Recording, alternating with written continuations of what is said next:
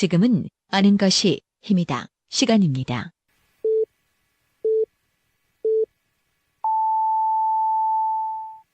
어서 오십시오. 오늘 모닝 이슈에 오신 걸 환영합니다. Eyes in the sky, gazing far into the night. I raise my hand. 요새 TVN의 주말 드라마인 비밀의 숲이 화제입니다. 어린 시절 뇌수술을 받아 감정을 잘 느끼지 못하는 냉철한 검사 황시목 역의 배우 조승우와 타협하지는 않지만 따뜻한 마음을 가진 경찰 한여진 역의 배우 배두나, 그리고 든든한 처가를 뒷배로 둔 뛰어난 처세술에 야욕 넘치는 검사 출신의 청와대 수석 이창준 역의 배우 유재명까지, 배우들의 뛰어난 연기와 안기로 감독의 섬세한 연출, 게다가 이수연 작가의 탄탄한 스토리 구성까지 시청률 대박까지는 아니지만 비밀의 숲은 탄탄한 매니아층을 형성하면서 순항하고 있습니다.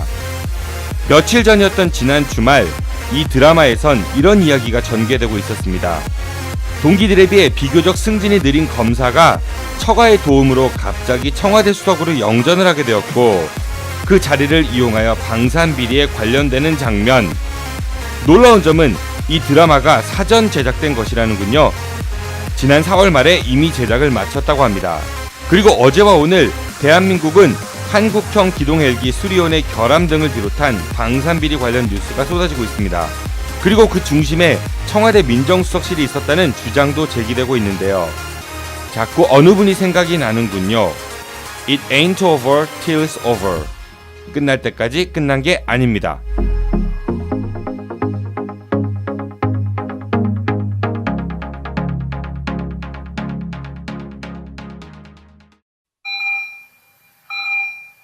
지금 여러분들의 자동차는 안녕한가요?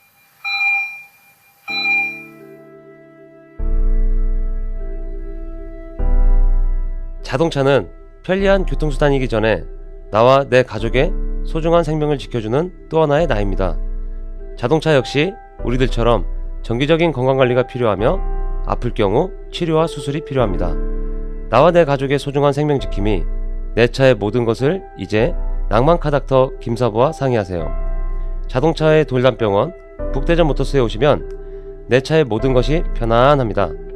내 차를 위한 엑스레이, CT, MRI 등 최신 장비와 대한민국 최고의 자동차 엔지니어인 저 낭만카닥터 김사부를 만나실 수 있습니다. 북대전 IC에서 테크노밸리 방향 언덕 위의 하얀 집, 정신병원 아닙니다. 이상 여러분들의 자동차 주치 낭만카닥터 김사부였습니다. 기울어진 운동장을 바로잡기 위해 알고 갑시다. 재벌 백과사전.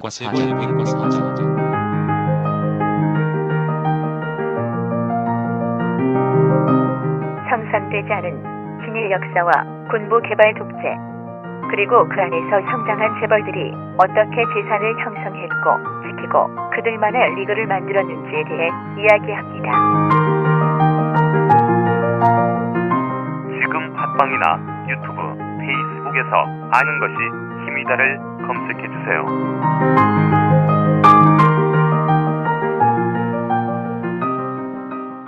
계룡산 전기바다 탄생하신 뒤 얼마 전 지리산 전기까지 받고 오신 분입니다. 중도일보 대표 산신령 기자 임병환 기자 연결됐습니다. 기자님 안녕하세요. 네, 안녕하세요. 어때요? 산신령 마음에 드세요? 예, 지리산 전기 받았다는 말씀이 참 마음에 드는데, 네. 지리산 전기는 잘 받았는데 그 다음날 또 해수욕장 한번 갔다 왔어요.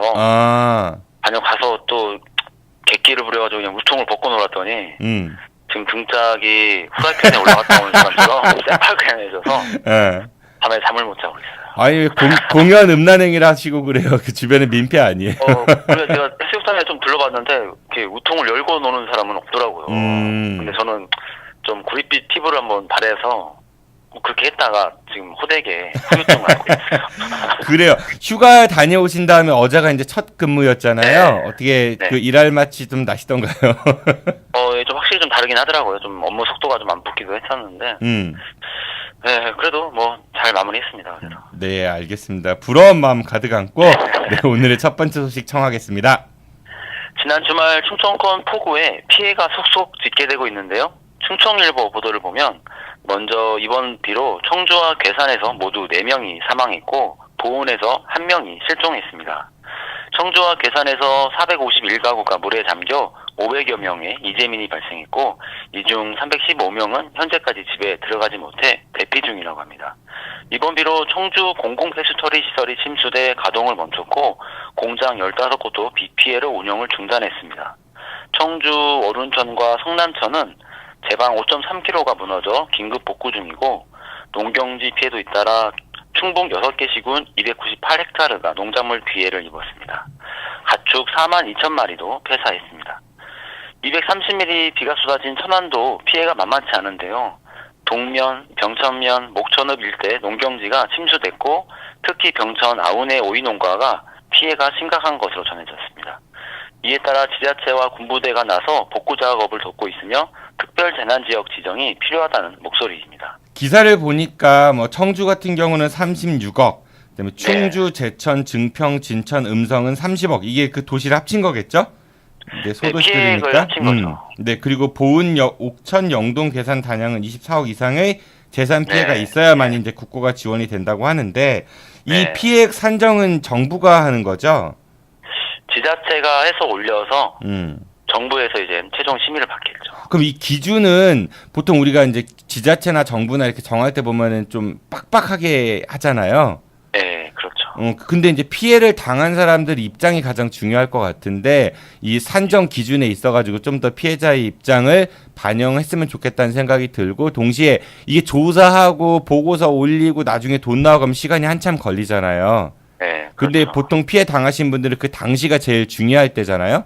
네. 그러니까 차라리 이런 경우는 피해 당하신 분들한테 우선 지원을 먼저 하고 나중에 정산을 해서 그게 초과되면은 돌려받는다든지, 그러니까 정부가 구상권을 청구한다라든지 그런 방향으로 가는 것도 좋지 않을까 그런 생각이 들기도 합니다. 이제 그런 걸 이제 바로 진행하려면 말 그대로 특별재난구역을 지정이 서둘러 좀 돼야 될 텐데요. 또 이런 거에 또 여론도 영향도 큰 것 같아요. 지정이 되느냐 마느냐. 근데 다행히 지금 이낙연 국무총리가 어제 바로 청주 수해 현장을 찾았고요.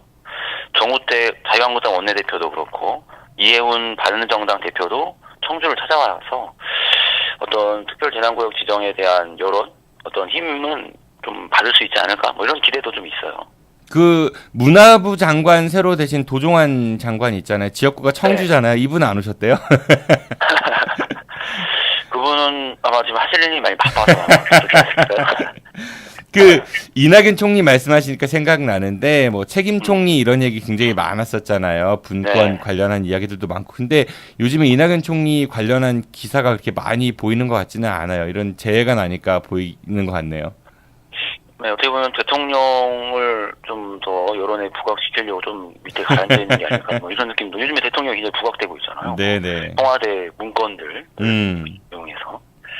여하튼 지금 청주 지금 충청권에 좀 비 피해가 좀 인명 피해도 4명이라는 거는 좀 적지 않은 수준이거든요. 또 실종이 1명까지 있다는 건데. 그렇죠. 그래도 농경지 침수까지 발생한 상황이어서 말 그대로 좀 정부 차원의 좀 지원이 필요할 것 같습니다. 예, 빠른 복구와 더불어서 그 피해 이재민들의 마음이 좀 이렇게 어루만져질 수 있는 그런 정부가 됐으면 좋겠다는 생각이 듭니다. 네, 다음 소식 부탁드리겠습니다. 최근 집중호우에 따른 안타까운 소식이 하나 더 있는데요. 태안 지역 일부 해수욕장에 기름 찌꺼기와 쓰레기까지 밀려와 주민들이 어려움을 겪고 있다고 합니다. 대전 KBS 보도인데요. 해수욕장 모래사장에 까만 알갱이가 밀려와 이게 무엇인가 봤더니 기름때인 타르 알갱이라고 합니다.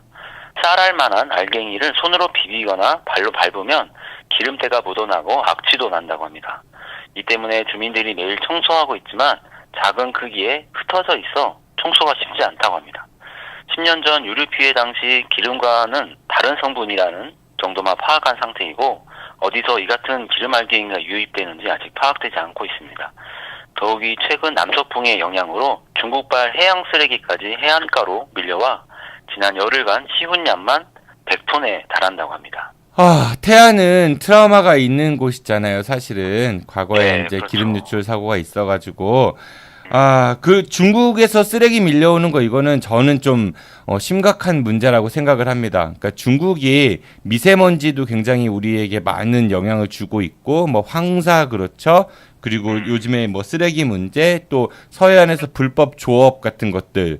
그리고 요즘엔 또 괭생이 모자반이라고 이상한 해초가 제주 쪽에 막 떠밀려 와서 제주도 해안가를 완전히 뒤덮고 있다고 하더라고요. 그렇죠. 뭐 이런 문제들이 그러니까 떠내려 오는 건 어쩔 수 없다라는 생각 이전에 안 떠내려 오게끔 그쪽 해안가에 잘 관리를 해야 되는데 이런 게 너무 소홀하지 않은가. 그럼 이제 중국 정부한테 우리 정부가 어떤 메시지도 보내고 항의도 많이 하고 해야 되는데 아무래도 우리나라 영토잖아요. 영해이고. 그렇죠. 그 부분에 있어서는 좀 안타깝다는 생각이 들어요. 그래서 저는 가끔 이런 소식 들으면은 우리가 좀 너무 지리적으로도 지구상에 지리적으로 좀 불리한 위치에 있는 것 같아요. 우리의 대기의 흐름을 보면은 중국에서 바람이 우리 쪽으로 항상 불어오거든요. 특히 봄에는 더 심하게. 네. 그러면 말 그대로 우리 쪽에서 중국으로 바람이 부는 데는 없어서 그게 좀 안타깝더라고요. 항상 우리 당하는 위치에 있어서. 근데 또 어제 또 최근 뉴스 보니까 또 중국에 15기의 원자력 발전소가 있는데 다 이게 이제 황해 우리 쪽과 가까운 위치에 있거든요. 네, 또 이렇게 중국도 사실은 그런 위험성 있는 시설물들을 가장 외벽에 놓는다는 게 우리 한국과 가까운 쪽이라는 거예요. 근데 우리는 원자력을 이미 포기하고 있는 상황인데 우리의 위험성을 국내에서는 제거했지만 중국에서 발생할 수 있는 위험성은 지금 손을 못 쓰고 있는 상황. 아이고. 이런 상황에서 또 태안에까지 또 쓰레기까지 밀려온다니까 참 억울하죠 사실은. 이게 그 안팎으로 참 나라의 힘이 아직까지 부족하구나라는 생각에 좀 안타깝기도 하고요. 그러니까 주변국이 강대국이 아니고 비슷비슷한 이웃들이었으면 좀 덜했을 텐데 왜 또 껴있는 게 중국 그리고 또 일본, 미국, 뭐 러시아 좀 강대국들하고만 있어가지고 우리나라가 더 분발해야 될 것 같습니다. 네. 그래서 지금 또 한참 여름 성수기여서 하여튼 바닷가를 찾아할 텐데 또 이렇게 태안 지역에 이러한 좀 일이 있다고 하니까 또 그쪽 주민들은 관광객이 좀 덜 오지 않을까. 여름 성수기를 말 그대로 지난 10년 전처럼 그냥 보내는 게 아닐까 좀 그런 걱정도 많이 하고 있다고 하더라고요. 그리고 이제 이건 여담인데 저는 이 관련 뉴스를 TJB 보도를 봤거든요. 기자님이 KBS 걸 소개해 주셨는데 두 개를 보니까요. 인터뷰하신 그 지역 주민이 똑같아요.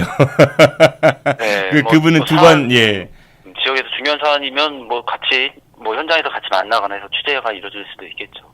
근데 이제 예를 들어 큰 대형 사고가 났거나 그럴 때는 기자분들이 우르르 이렇게 몰려와 갖고 한 곳에서 취재 경쟁이 있지만은 이게 이제 그 촌각을 다투는 그런 사안은 아니었던 것 같거든요. 근데 이제 공교롭게도 인터뷰한 그 주민분이 이제 같은 분이 나오시더라고요. 그리고 같은 분이 두 번 인터뷰하신 게 아니라 한 번 하신 게 이게 두 개가 나온 거예요. 그래서 기자회견 하셨나 싶은 생각도 들었고 그냥 여담으로 그런 생각이 들었었습니다. 네, 다음 소식 부탁드리겠습니다. 연구개발특구에만 설립할 수 있는 연구소 기업이라는 게 있다고 합니다. 이게 공공연구의 성과물을 기업의 사업화로 연결시켜 경제 성장의 원동력이 되는 수단인데요. 이 연구소 기업의 성장세가 대구와 부산의 연구개발특구가 대덕특구를 빠르게 뒤쫓고 있다고 합니다. 중도일보 최수만 기자가 잘 정리했는데요. 현재 대덕특구 내 연구소 기업 수는 180곳으로 대구특구 92곳, 부산특구 59곳, 광주특구 48곳을 단연 앞서고 있습니다. 하지만 대덕특구는 2006년부터 연구소 기업을 설립하기 시작해 11년 만에 지금의 수준으로 올라왔으나 대덕특구는 6년 만에 92개 연구소를 세웠고 부산특구는 4년 만에 59개 기업을 만들어냈습니다. 대덕특구가 정부 출연 연구기관의 기술을 바탕으로 기업 활동은 먼저 시작했지만 뒤늦게 시작한 타 특구에 뒤처질 수 있다는 상황으로 여겨지고 있습니다. 이 기사 접하니까 최소만 기자님 보고 싶어요. 저 아침에 만나가지고 그냥 커피 한 잔 사줬습니다. 그러셨구나. 고마웠다고. 네, 그 자리 한번 만들어 주세요. 꼭 뵙고 싶습니다. 네, 알겠습니다. 네, 이 기사 보니까 그러니까 다른 지역의 특구들의 성장세에 비해서 대덕 특구가 조금 주춤한 거 아닌가라는 그런 이제 내용이었던 것 같은데 그래도 한편으로 조금 희망적으로 보면은 그 기사 이제 통계를 보니까 2016년도에 대덕 특구에서 60개, 광주에서 23개, 그리고 대구에서 50개가 새로 생겼더라고요. 근데 올해 이제 7월까지 보면은 대전에 32개, 그러니까 약 50% 정도입니다. 근데 광주는 2개예요. 그러니까 90% 정도가 감소한 거죠. 대구는 10개니까 약 80% 정도 감소했으니까 뭐 최근의 추세로 보면은 그래도 좀 나아지고 있지 않은가 그런 생각이 들기도 해요.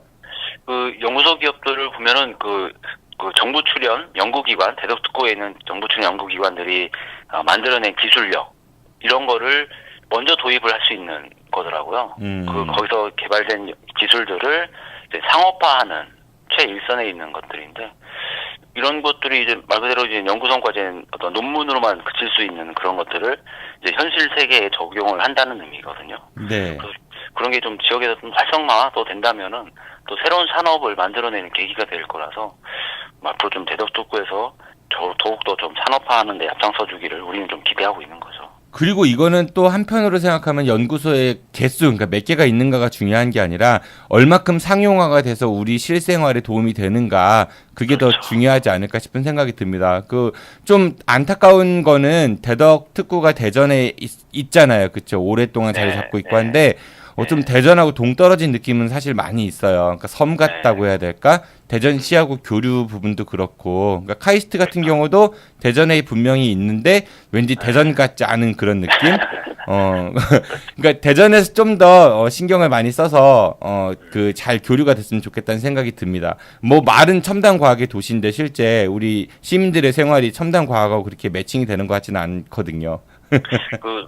제가 예전에 한번 경험했던 거는 대덕특구 카이스트에서인가요? 그 무선 충전하는 자동차, 네. 자동차에 전기차인데 무선 충전하는 시스템을 한번 개발을 한 적이 있었어요. 근데 그거를 이제 실전 적용할 수 있는 내가 어디냐, 어디서 이걸 적용을 먼저 해줄 것이냐, 뭐 이런 논의가 있었는데 그때 대전에서 이걸 먼저 적용을 해주느냐, 이 버스를 먼저 도입을 해주느냐, 뭐 이런 게 좀 논란이 있었거든요. 근데 결국 대전은 그걸 좀 도입을 좀 후로 미뤄서 그런 사례가 있었죠. 그러니까 특구에서 개발된 기술을 말 그대로 우리 지역에서 먼저 소화를 해주느냐, 그런 것은 어느 정도 적극적으로 해주느냐, 뭐 이런 게 좀 필요할 것 같더라고요. 대전은 요새는 온리 트랩 아닙니까? 알겠습니다. 네, 다음 소식 부탁드리겠습니다. 건양대병원에 노조가 설립됐다는 소식인데요. 눈길을 끄는 건 근무할 때 휴대폰을 반납해야 하고 등받이 없는 의자에서 쉬며 육아휴직에 대한 권리가 충분하지 않다는 목소리입니다. 중도일보와 노컷뉴스 등이 보도했는데요. 건양대병원 노동자들 200여 명이 가입해 17일 설립총회를 마무리했다고 합니다. 노조가 전하는 병원의 근무 형태는 전 근대적이라고 합니다. 앞서 말씀드린 휴대폰 반납이나 등받이 없는 의자뿐 아니라 에어컨 사용 통제에 시간외 수당이나 야간 수당 등도 제대로 적용되는지 의심된다고 밝혔습니다. 새 병원 건립을 추진하는 등 외형은 성장하고 있지만 임금 수준은 사립대 병원 중 최하위 수준을 유지하고 있다고 합니다. 초대 지부장에는 진단검사학과 정영준 조합원이 선출됐는데 그의 일성은 이렇습니다. 병원은 커가고 있는데 직원인 우리는 그만큼 대우를 받고 있는가? 최소한의 인간 존중이 없는 직장 문화 이제는 바꿔야 한다고 밝혔습니다. 병원은 훌륭하신 것 같은데 일단은 환자에게 집중하기 위해서 휴대전화 반납하라는 이야기를 테고 그렇죠? 네. 그럼 에너지 절약을 위해서 에어컨을 통제할 테고 바른 자세 유지를 위해서 등받이 없는 의자에 이제 앉으라고 할 테고 그렇죠? 네. 경력 단절을 우려해서 육아휴직을 좀 자제하라는 문화가 굉장히 훌륭한 병원 같은데요. 근데 이렇게 뭐랄까 육아휴직이나 말해서 휴식 시간도 좀 자유롭게 좀 쉴 수 없는 어떤 이런 상황이라고 한다. 사람이 앉으면 눕고 싶어요. 누우면 자고 싶은 거예요. 그러니까 자꾸 단련을 해야지. 여기 뭐 피디님 여기 사측에 해당하는. 아니 너무 훌륭하셔서 감동해서 그래요. 근데 사실은 저희가 병원에서 근무한다면 사실은 선망받는 직종인 중에 하나거든요. 네. 근데 어떤 그 안에서 일하는 근무 여건은 우리가 생각했던 것보다는 사실 좀 열악할 수 있다는 부분이 지금 여기서 좀 드러나는 부분이라서 한번 전달을 해본 거거든요. 병원 같은 경우는 계신 분들 고생 많이 하시긴 하죠. 응급실 같은데 뭐 드라마 봐도 그렇고 그렇긴 한데 건양대병원은 원래 이제 이 병원이 유명한 안과로 유명했던 병원이잖아요. 서울의 네. 김안과 네. 영등포에 있었던 국내 최고의 안과를 자랑했었고 그 이제 원장님이 세운 학교가 건양대학교이죠. 그렇죠. 네, 김희수 총장께서 지금도 총장하고 계시죠, 그분이. 네. 네, 뭐 우리나라 안과에서는 거의 독보적인 그 분이셨는데 이 병원이 좀 이제 언론에 많이 오르락내리락 했던 적도 있었습니다. 과거 2006년에 갑상선 환자하고 위암 환자하고 수술실에서 서로 이제 차트가 바뀐 거를 모르고 그래서 갑상선 환자의 위를 절제하고 위암 환자의 갑상선을 절제한 그런 이제 사고가 있었었거든요. 심각하네요. 아이고, 건영대학교 병원이 우리 지역에 이제 가장 어떻게 보면은 최근에 생긴 종합병원 중에 하나잖아요. 네. 지역민들의 좀 더 많은 사랑을 받기 위해서는 우선은 구성원들을 먼저 더 많이 사랑해 주시고 아껴주시는 그런 병원이 됐으면 좋겠다는 생각이 드네요. 네, 제가 건양대병원 앞을 좀 출퇴근하면서 많이 다니는데 많이 성장을 진짜 많이 하고 있어요. 규모가 많이 주변에 이제 캠퍼스도 일부 이제 대전으로 옮겨온 것 같더라고요. 네. 논산에 있는 캠퍼스를. 그리고 병원도 성장하고 있고, 근데 이제 그 안에 있는 직원들은 병원의 성장에 비해서 우리가 받는 대우는 예전만 하니까 뭐 이러한 지금 노조 설립까지 가는 상황인데. 입지가 대전 서부 쪽에 이만큼의 규모의 병원이 없잖아요. 그리고 뭐 논산 이쪽 서해안 쪽으로 가는 쪽으로는 이만한 규모의 병원이 없으니까 입지는 되게 좋은 것 같은데 커진 만큼 그 위상에 걸맞는 그런 모습을 보였으면 좋겠다는 생각이 드네요. 그런데 이 건양대병원 노조 같은 경우는 을지대학교 병원 노조 설립에 영향을 받아서 이번에 노조가 생겼다는 이야기를 들었는데 대전 지역도 요즘에 이제 각종 언론 노조들의 이야기들이 많습니다. 대전일보 노조도 그렇고 대전 MBC도 그렇고 TJB도 얼마 전에 그런 일이 있었고 중도일보는 노조가 아직 없죠? 네, 중도일보는 아직 노조가 없습니다. 왜 없나요? 글쎄 뭐 좋게 말한다면은 노조가 없어도 노사 화합이 좀 잘 되고 있다라고 설명도 할 수 있겠지만 삼성 같은 기업 문화인가 봐요.